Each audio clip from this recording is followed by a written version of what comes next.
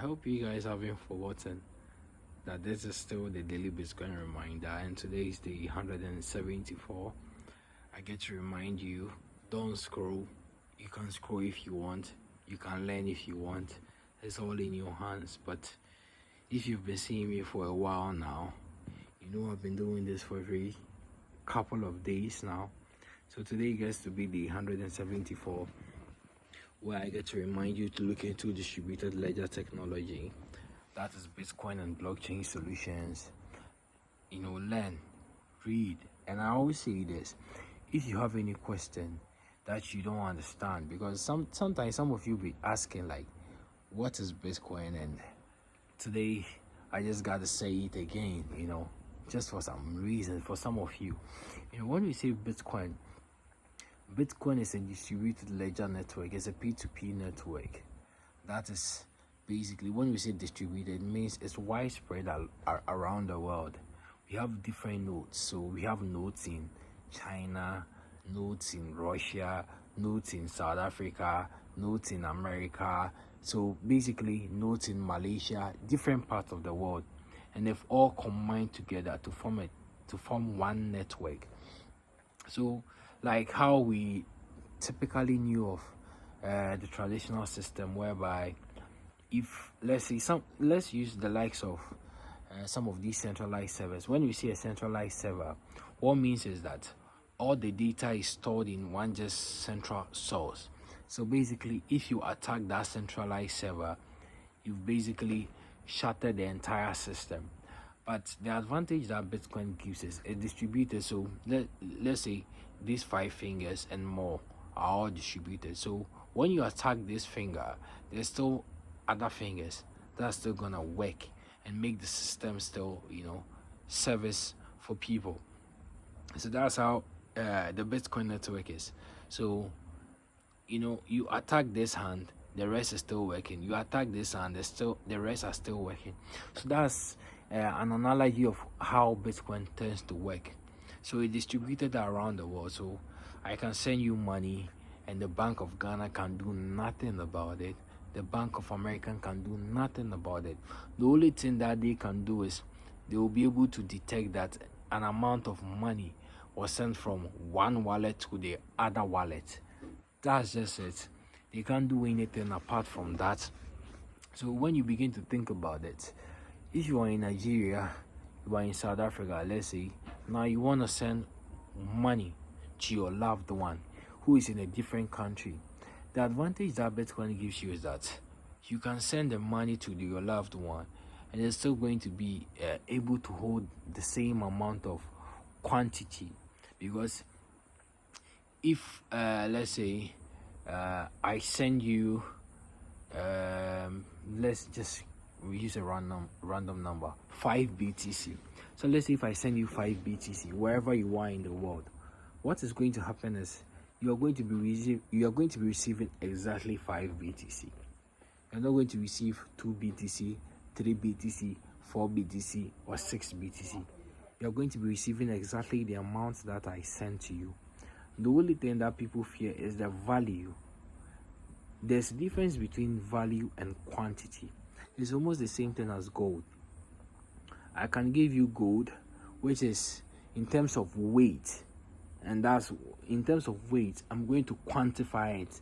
So in terms of weight, we could say maybe the gold is weighing about 50 pounds. If I should give it to you, there's not going to be any deduction in the amount of weight that the gold carries.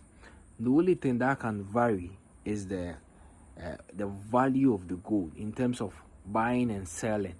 So today I could send you that 50 pounds of gold, and today it could be worth maybe $500,000. I'm just saying.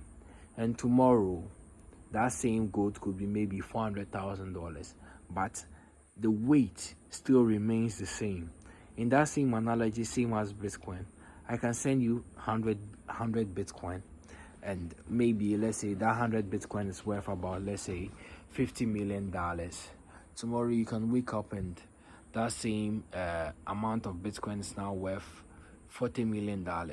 But yet, remember something, the quantity still remains the same.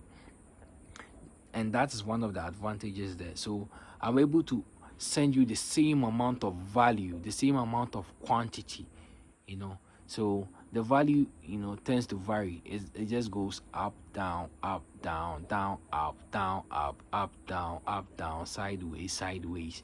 But in the long run, it is still growing. It's the same way as gold also tends to do. But one of the advantages with Bitcoin is very more volatile compared to gold. Gold is volatile, but in terms of relativity or comparison, depending on where you want to put it, we would say gold tends to give us a bit more of stabilization relative to BTC. So if you're an investor, typically if you're an aggressive investor where you want to compound your money, I'm not talking about get rich quick. If you wanna play the get rich quick, you know where to go. That's where you have the shit coins and the meme coins. And that place, I can tell you, you can lose, you will die with your money and you will cry. I'm telling you. So, because in meme coins are traded by people who say, I'm telling you, the people who tend to make most of the money in meme coins, those people are professionals. So if this is your first time watching this video and you think just because I said you want the quick money where you can $10 into $5,000, $30,000, $50,000, keep in mind that you're going to be competing with highly professional people. They understand how you think, how you're going to be perceiving the market, how you're going to be placing your trades, and you're going to be their exit liquidity. So I wouldn't recommend that. Start small, begin to learn, grow. The more you build, you understand your risk tolerance, your risk management, then maybe, I'm not saying do, but in the long run, you won't fail. You won't lose your money holding Bitcoin. You won't lose holding Ethereum, Solana, XRP. Regardless of how you feel about them, some are XRP and some are against BTC. Some are BTC, they're against XRP. I'm not like those cult members, you understand. I'm just a businessman who's looking to make money in the market, and all I can tell you is understand what you are investing in, and that's why I'm telling you to look into Bitcoin and blockchain development. All the other coins fall under blockchain. So primarily, I am telling you to look into Bitcoin. You understand Bitcoin, allocate some capital in. The more you begin to grow, you begin to understand, you begin to familiarize yourself with the assets. And then if you want to begin to widespread and diversify into other assets, it's all in your hands. But I can tell you, people who have been holding Bitcoin for the longest, one thing I can tell you is they have not lost, and it is a fact. People who have been holding BTC for the longest, I'm not saying people who are now just coming in just trying to, when people who came in at when BTC was somewhere around $100,000 and they are buying, and now BTC around 80,000, they are like, oh, crying. I'm not talking about those people. I'm talking about the people who have been holding it for the longest. They have, and even the people who bought at 100K. One thing I can tell you is, in the short-term run, you are going to cry, but in the long-term run, one thing I'm going to tell you is, it's just going to look back like this, just like how I did.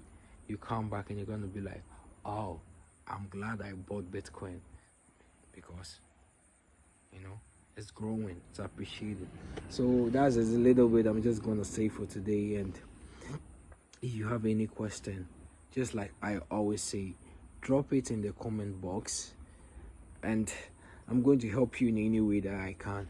And if you're an institution and you want to incorporate blockchain into your system, not necessarily if you want to buy cryptocurrency, even if you want to use the blockchain technology itself, reach out to me, leave a comment, and I'll strive to get back to you. I'll reach out to, because for the little while I've been in this space, I can help you pull up some networks that can also help you to achieve what you are looking for your company, because I'm also a Web3 strategist. So I help companies, especially Web2 companies, that are wanting to move into the Web3 space. So if you are in company and you're interested, if you're seeing this video, you already know what to do. Just reach out to me. And for those of you who have been watching me for a very long time, you know what to do. Give this video a like, just like my thumbs up, leave a comment, and if this is your first time watching me, make sure to follow me wherever you're seeing this video, and let's liberate Africa. Financial sovereignty. Blockchain has opened a new door for Africa. Ghana, now you can create your own digital token. What is stopping you? You can create your own money. You can create your own value. You can tokenize. What is stopping you? Don't tell me you are still going to be wanting to be puppet to these colonial masters. We are in a digital age, and we being in a digital age, it means this is a fresh start for the people who want to take the bold step. This is a fresh start for individuals like you and I who want to make a fresh start. So build your finance, learn, understand financial literacy, understand how money works, and begin to invest. Grow your money before you grow old. You understand? Because if you grow old and you don't grow your money with you, my brother, you are gonna die poor. And my sister, you're gonna cry for more money and you're not gonna get it.